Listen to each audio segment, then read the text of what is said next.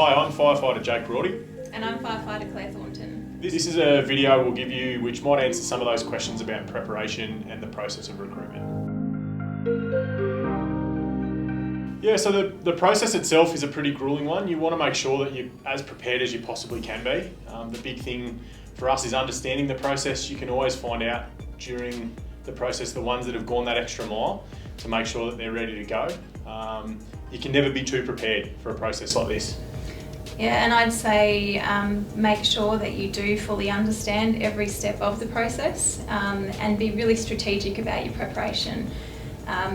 There's no point in having a perfect interview planned if you haven't got your basics of the aptitude testing down pat yet. There's some specific parts of this process with the written aptitude test, the beep test, etc.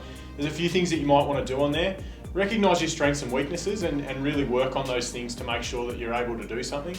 The videos are online and there's plenty of resources online as well for the PAT test that go through there, make sure you know them backwards, work out which ones you're good at, which ones you're not, and really practice at home, do some specific exercises, etc. to make sure that you're ready to go.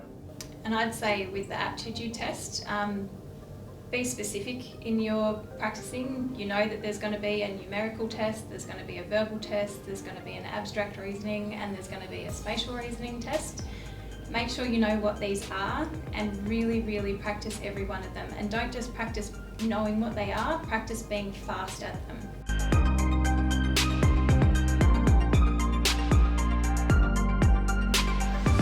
So this process is a pretty in-depth process. Some people might have gone through recruitment before where there might have been 1 or 2 stages for their recruitment. However, ours does have a number of elements that you really need to be considerate of.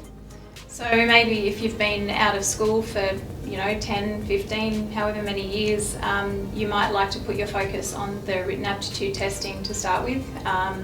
Just brush up on all of those skills that you may need for the written aptitude testing.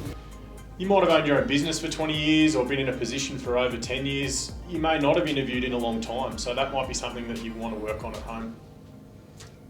Beep test. Anyone can get the beep test. You can download it off the internet, it's free, you can set it up at home, you can practice it. It's something that you shouldn't train to achieve 9.6, you should train to be able to achieve 9.6 easily. Go beyond, do more, don't work to 100% of your capacity on the day of testing. I know myself, I tried to run 2 or 3 beep tests a week in the lead up to that, so I knew that I definitely had it honed in. And I didn't do a lot of beep tests in my training. I definitely did some to make sure that I was familiar with the levels and the turns and things like that, getting good technique. But I actually had a trainer write me an anaerobic endurance program. The physical aptitude test is an element of this process that people might find most daunting. We've found over the last few recruitment processes, a few people getting pulled up on technicalities where it's clear they're just not quite familiar with exactly what the physical aptitude test is. There are numerous resources online, especially on our website, where you can find videos of each stage of the physical aptitude test and how they should be completed.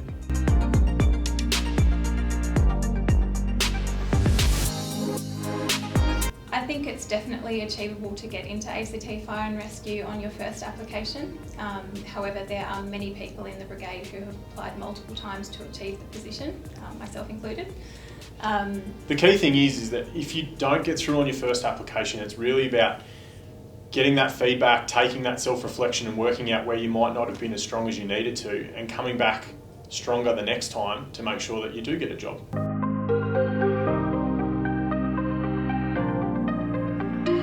It can be incredibly disappointing if you don't get through, but persevere, reflect on the process and come back stronger next time because it's a career that's well and truly worth it.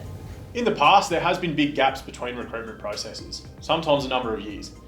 We are entering a phase of regular recruitment, however, so it won't be long before you get your next shot.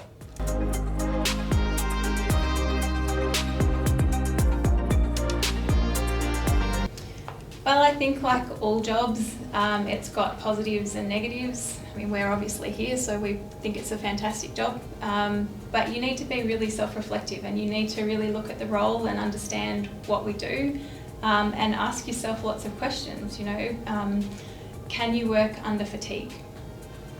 Will you be able to handle death or confronting situations such as car accidents, things dealing with children?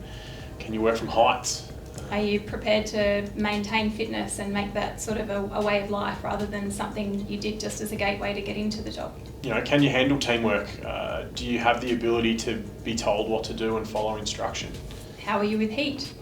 Low visibility, you know, how are you going to feel if you can't see anything and you're going into a burning building? You know, do you really work well under pressure, or is it something that you think you do well? Because some of the situations that we put ourselves in are pretty high pressure situations. What are your support networks like? You know, if you do have jobs that get to you, or you need to be able to talk to people, who are you going to talk to? Who is going to be your support network?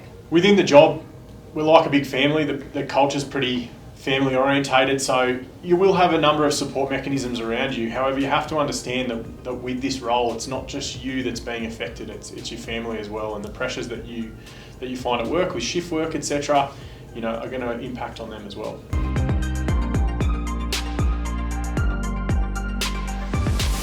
Look, there's no model candidate that we're looking for.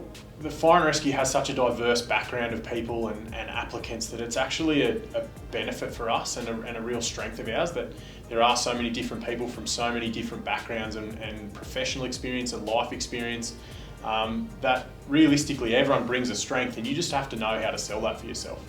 Yeah, for me, one of my favourite things about the job is getting to know the crew that I'm working with.